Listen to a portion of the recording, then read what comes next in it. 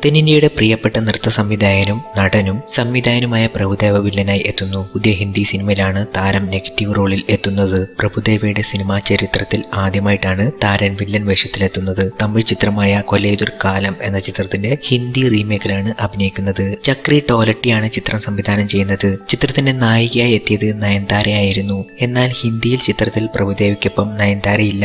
ഭൂമികയും തമന്നയുമാണ് നായികമാരായി എത്തുന്നത്. പുതിയ സിനിമയെക്കുറിച്ചുള്ള വാർത്തകളെല്ലാം സ്ഥിരീകരിച്ചിരിക്കുകയാണ് പ്രഭുദേവ. മുംബൈ മിറർ എന്ന പത്രത്തിനോടാണ് താരം സംസാരിച്ചത്. സിനിമയുടെ തിരക്കഥ കേട്ട താൻ പകച്ചുപോയെന്നാണ് പ്രഭുദേവ പറയുന്നത്. എന്നിൽ നിന്നും പ്രേക്ഷകർ ഒരിക്കലും ഇങ്ങനെയൊരു വേഷം പ്രതീക്ഷിച്ചിട്ടുണ്ടാവില്ലെന്നും ആദ്യമായിട്ടാണ് താൻ വില്ലനാകുന്നതെന്നും പ്രഭുദേവ പറയുന്നു. 21 വർഷങ്ങൾക്ക് ശേഷമാണ് സിനിമയുടെ നിർമ്മാതാവായ വാസു ബഗ്നാനിയുമായി ഒന്നിക്കുന്നത്. ഞങ്ങൾ ഇനി വ്യത്യസ്തമായ വേഷം ചെയ്യാനായിരുന്നു ആഗ്രഹിച്ചിരുന്നതെന്നും താരം പറയുന്നു. പ്രഭുദേവയും തമന്നയുമായിട്ടുള്ള കൂട്ടുകെട്ടിലാണ് ചിത്രം പുറത്തിറങ്ങുന്നത്. ലണ്ടനിലെ ചിത്രത്തിന്റെ ഷൂട്ടിംഗ് തുടങ്ങിക്കഴിഞ്ഞു. എന്തുകൊണ്ട് നയൻതാര തമിഴിൽ അഭിനയിച്ച വേഷം ഹിന്ദിയിലും ചെയ്തുകൂടാ എന്നൊരു ചോദ്യം ഉയരുന്നുണ്ട്. പ്രഭുദേവ ആയതുകൊണ്ടാണോ അതിൽ നയൻതാര വരാതിരുന്നത് എന്നൊരു ചോദ്യവും പ്രേക്ഷകർ ഉന്നയിക്കുന്നുണ്ട്.